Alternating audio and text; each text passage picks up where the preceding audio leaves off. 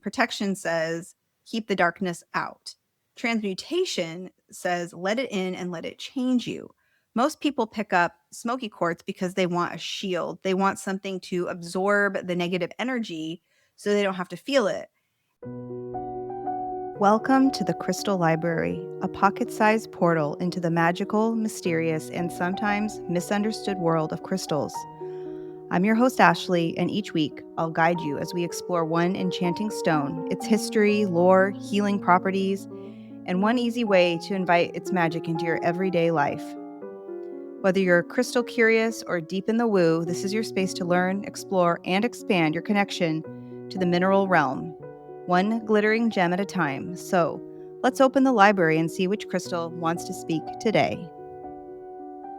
Hello, welcome back to Big Crystal Energy. I'm Ashleigh. Welcome to the Crystal Library. But before we dive into today's crystal, I just want to acknowledge a milestone for the podcast because I think it's very important to acknowledge milestones. I think it's also very important to celebrate ourselves in general. And I want to celebrate the podcast because was it yesterday or the day before? I don't know. One of the days recently, I woke up and I was checking the statistics of the pod, and I realized that the podcast has now made it to 97 countries. And that was my goal recently, to get to 97 countries, because there are 195 countries total in the world, and 97 or 97.5 is half. So we've made it to half of the world with Big Crystal Energy. So that feels crazy. That feels amazing. I just keep thinking about places, like it will list on my statistics where in the country people are listening in from. And there are countries and places, so many places, cities specifically, I've never heard of. And so I think to myself, oh my gosh, someone in this country that I've never heard of, I don't know what the language sounds like, is sitting and listening to me yap about all this kind of stuff. And that really just gives me this sense of connection to people all over the world. And I can't wait to experience more countries and have this podcast be heard in other places. So if you are one of those listeners, wherever you are in the world, thank you. Genuinely, you are the reason this podcast exists. People are asking me all the time questions about the podcast, like if I'm making a bunch of money off of it and all of these things. And it's like, well, no, it takes a very long time for that type of thing to happen. I actually have to pay to make the podcast. So I'll just be transparent about that. But thank you. And it just feels like I have a lot of gratitude for this, but then I'm also experiencing something else, which is also this kind of juxtaposition. So I'm very excited about the podcast, where it's been, where we're at now, but I'm also at this in-between place of where I want the podcast to go, where I want the community to go, where I want to build more out of this. And I'm just kind of at this threshold of not fully knowing. I have so many ideas, but I'm just not really sure. And the one thing about that is that threshold energy, that liminal energy, is what really describes the energy of the stone that we're chatting about today. And before I even share that, I want to ask you a question. Have you ever noticed how strange an airport can feel? I mean, yes, inconvenient, but I'm not really talking about that so much. I'm talking about this kind of strange energy. There's something that happens in airports that you don't necessarily see other places all the time. Same thing for like train stations, long car rides at night, all this stuff. Like, especially in airports, though, people do things in airports that they don't really necessarily do at home, right? They confess things. Have you ever had someone just like confessing stuff to you at an airport that was sitting next to you, that, why are they telling me this? They don't know who I am. People openly drink at the bar at 7 a.m. at the airport. People sometimes decide that they're bored sitting there, so they'll start calling people and yapping away to people maybe that they haven't talked to in months. And it's that effect of this liminal space on the human psyche. And as I've mentioned before in the podcast, the word liminal comes from the Latin word limen, meaning threshold, the place between. There was an anthropologist named Arnold van Gennep, and he spent his career mapping what he called rites of passage, and he noticed something remarkable. Every genuine transition in human life, birth, initiation, marriage, death, moves through 3 distinct phases. You have separation, liminality, and incorporation. You leave, you are in between, you arrive, and then you're changed. So that's the concept behind what he was studying. And smoky quartz, which is the stone that we're going to be chatting about today, is the geological threshold. It is literally born in the between spaces. So I have, wow, this piece of smoky quartz that I have right here is so smoky that it looks almost black. It almost looks like obsidian, but it's not. It's smoky quartz. And then I have another piece. I have tons of smoky quartz. Honestly, it's one of my favorite stones ever.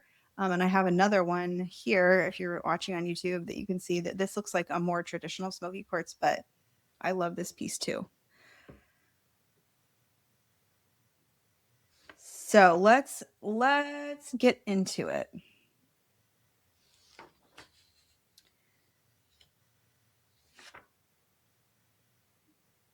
Interesting. Sorry, I got distracted here. I was like looking at my notes and I'm like, okay. So before we get into the mythology and the metaphysics of this stone, I want to talk about the geology of smoky quartz, because the geology of the stone really is the mysticism of it. Smoky quartz is a silicon dioxide, which is the same base structure as clear quartz with trace amounts of aluminum locked inside its lattice. It has a hardness of 7. It's a trigonal crystal system. It's found worldwide with notable deposits in Australia, Brazil, Madagascar, Switzerland, and right here in the US in Colorado, Maine, and North Carolina. But what makes this stone categorically different from other quartz varieties is its color. That gorgeous smoky brown, almost deep charcoal, pretty much black at times, that pulls you in.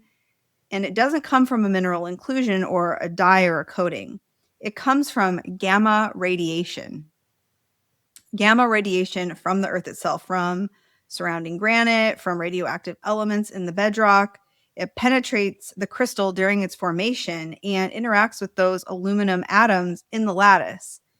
Over millions of years in the deep dark of the earth, in the transitional zone between magma and surface rock. That's where it's created. And I find the piece that I find really perfect about this stone is the color, the darkness. It's the physical record of everything that the stone has absorbed and metabolized during its formation process. It didn't become dark. It didn't become dark despite sitting in that irradiated darkness for millions of years. It became what it is because of that. The stone didn't shield itself from gamma rays. It received them, it absorbed them, it metabolized them, and what came out on the other side was one of the most efficient grounding and transmuting stones on the planet. But we'll come back to that. Now I want to talk about the humans who have understood this stone, because the history of smoky quartz is very fascinating. So smoky quartz is the national gemstone of Scotland. It's not just a beloved stone. It's the national gem. And the Scots did not put it in jewelry or crystal bowls. They carved it into weapons. Specifically, I had to look up how to pronounce this. Sciandu, which is the hidden blade worn inside the sock of the Highland dress of the kilt. If you look down the kilt, they have those high socks that they wear, and then you'll see the sciandu tucked inside, and it's a small black handled knife. It's always on the body. It's always concealed, but it's always ready. And this was the warrior stone. Quiet, present, not really announcing itself, not performing protection. It was just simply being protection, because when you see it, you can just see it like kind of peeking out of the sock. It's not something that they wore like very obviously. Okay. The energy of Smoky Quartz has never really been about decoration. It's always been about being carried through danger. Now, personally, I do like Smoky Quartz for decoration because I just think it's really beautiful. I mean, there's pieces that I have that are just so stunning and interesting to look at that in some cases I do feel like it is a little bit of a decoration, but it has not always been about that. In Celtic spirituality, Smoky Quartz was sacred to earth deities, the forces of deep land, of root and dark soil, of the places the sun doesn't reach. This was a stone of the underground sacred, of what lives and grows in darkness. In alpine regions across Europe, Smoky Quartz was traditionally fashioned into crucifixes hung on bedroom walls, placed at the threshold between waking and sleep to deter evil, particularly at night. This is a pre-Christian protective practice that Christianity later co-opted. The stone predates the cross. The stone predates religion. And then there's this. The piece of Smoky Quartz lore that I find the most fascinating and that I think is the most overlooked in mainstream crystal content from my research. In many cultures across many lands, Smoky Quartz was used as a talisman for the afterlife. Not for protection from death, for the journey through it, to be carried across the ultimate threshold. Think about what that means. The people who worked with this stone understood something we've largely forgotten, that the between is the most important place. That crossing requires a companion who has already been shaped by darkness. That you don't want a stone of comfort when you're crossing. You want a stone of transmutation. And before we move on, I want to say something very important about sourcing this stone because the market is flooded with fakes. Naturally formed Smoky Quartz gets its color from minuscule, naturally occurring radiation. And it will always be at least somewhat translucent. See how you can see through this just sort of? You should be able to hold it to light and see through it. The stones that are almost completely opaque, jet black with no light passing through them at all, those have almost certainly been artificially irradiated, commercially kind of nuked to deepen the color, and that process creates a fundamentally different stone energetically. The real ones let light through. The darkest ones are often the least authentic. And, I thought that was really interesting when I was learning about it. But I have a wide variety of Smoky Quartz in my collection. I have some that's very light, and then I have some that's very dark. But I also believe that some of that can come from where it was sourced too. I do want to go back to what I said at the beginning of the episode about standing kind of in a threshold about the podcast reaching 97 countries. And I still feel like there's a lot that's unfinished with the podcast. I feel like there's just something waiting to be built. And I have been feeling I've been sitting with a little bit of this feeling of kind of being stuck, of knowing where I want to go, the community, the business, the fuller expression of what big crystal energy could be, but not really always knowing quite for how to move forward on it. And what I've come to understand through working with this stone while preparing this episode is that what I'm experiencing is not really a strategy problem. It is a liminal problem. So let's talk a little bit about got distracted again, guys. So I was jumping ahead. I have really already departed from the version of this show that I started with. When I first started the show, it was mostly just going to be about crystals. And then that version is gone because we've expanded, as you know, way beyond that. But I haven't really fully arrived at the next version of where I want the podcast to go. And I'm trying to build the destination kind of from inside the airport within that liminal space.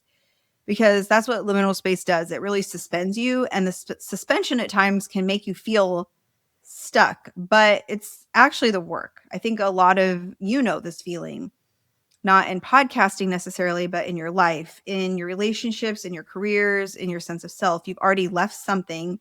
You can feel that. The old life, the old relationship, the old version of who you were, you know it's behind you, but the new thing isn't fully visible yet. And so you kind of hover. You hover in the in-between. You tell yourself you're figuring it out, but really you're just refusing to fully let go of the shore, which is truly how I feel at times. So Van Gennep, the anthropologist that I mentioned earlier, noticed something in research that I think about. The liminal phase is the most dangerous, not because of external threats, but because of identity dissolution. In traditional societies, people in liminal phases were set apart from the community. They weren't allowed to participate in normal life. They were in between people, not yet who they were becoming, no longer who they were. And that dissolving of identity, while necessary, is genuinely destabilizing. And we don't have those containers anymore. We don't have elders who say, you are in between and that is sacred and you need to be held differently right now. We just keep scrolling and working and performing as if nothing is shifting while underneath everything is. And we present on the outside like everything is fine, even though internally we can feel like sometimes a hot mess. So smoky quartz is the stone that holds you in that kind of dissolution without letting you disappear. It doesn't rush the crossing. It doesn't bypass the dark. It metabolizes it, just like it metabolized those gamma rays for millions of years in the earth. The question Smoky Quartz asks is not, where are you going? The question is, are you willing to fully leave? Now I want to talk about what transmutation actually means. So, because it's one of the most overused words in spiritual content and one of the least understood. Transmutation is not protection. Protection says, keep the darkness out. Transmutation says, let it in and let it change you. Most people pick up smoky quartz because they want a shield. They want something to absorb the negative energy so they don't have to feel it. And I'm not going to tell you that's wrong. The stone does that work very well.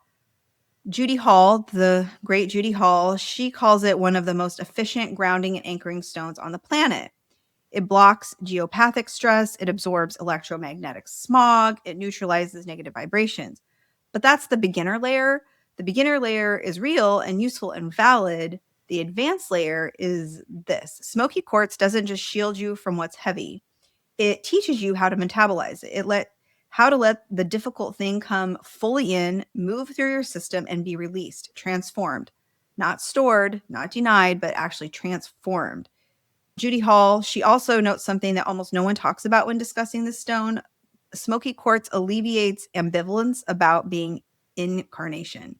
Ambivalence about being incarnation. That's a precise and remarkable phrase.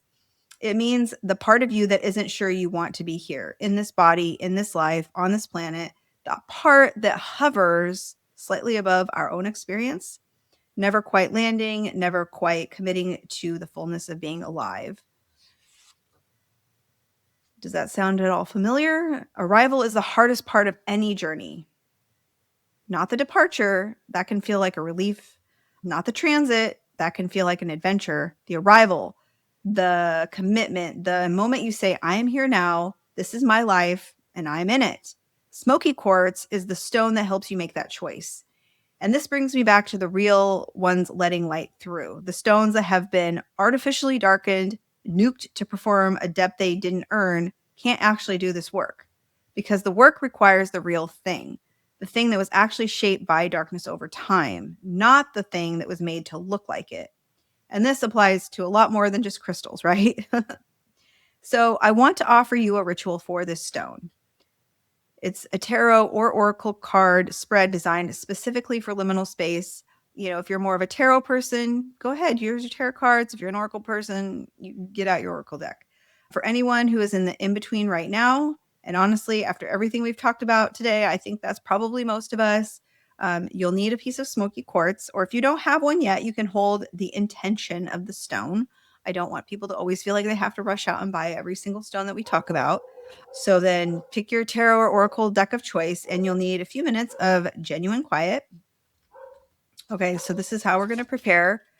Hold your smoky quartz in both hands. Close your eyes, and you'll take 3 slow breaths.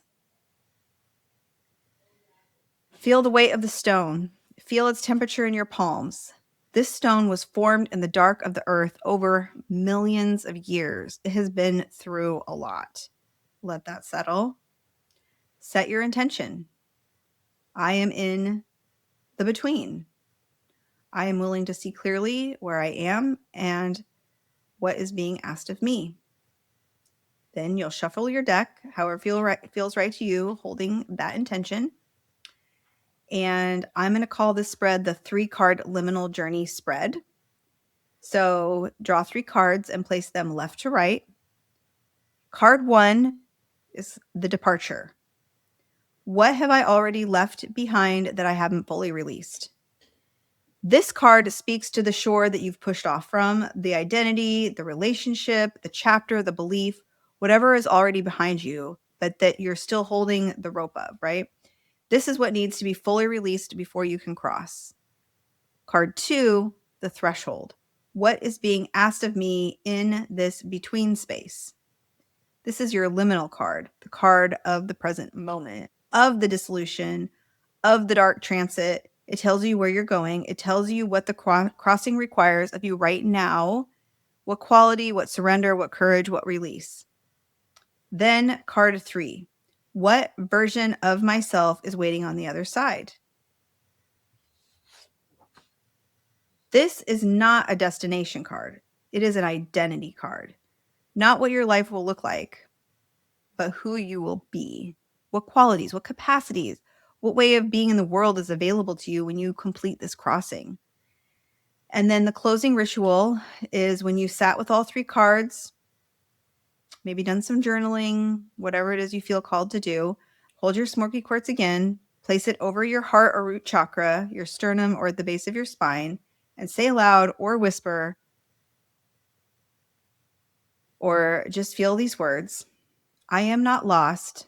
I am in the between. I am being carried through the darkness toward the version of myself that is already waiting. I choose to arrive.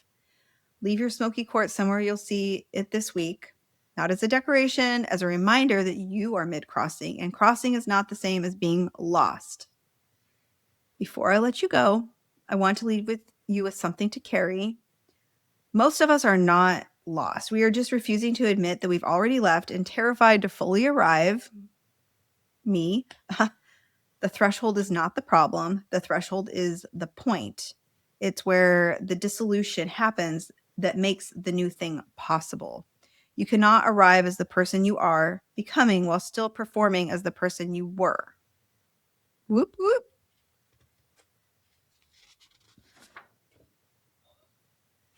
Smoky quartz doesn't make the crossing comfortable. It makes it survivable. It metabolizes the darkness so you don't have to carry it with you into the next version of your life. It carries you through so you can land, really land on the other side. Wherever you are in your own liminal journey, whether you name it clearly or it just feels like a vague restlessness that you cannot quite shake, I want you to know you are in the between, and the between is sacred. And this stone has been crossing thresholds with humans for thousands of years. You are not the first. You will not be the last, and you will make it through. Thank you for being here with me. Thank you for being one of the 97 countries. Thank you for crossing thresholds with me.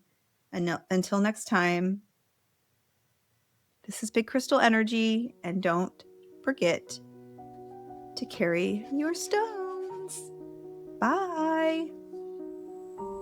Thank you for visiting the Crystal Library. I hope today's stone offered just the magic you needed. If you loved this episode, share it with your favorite mystic and tag me on Instagram at mystical.mama.ash or at Big Crystal Energy Podcast. And if you're feeling generous, leave a 5-star rating and review. It helps this magic reach more curious souls. Until next time, keep your crystals close and your intuition closer.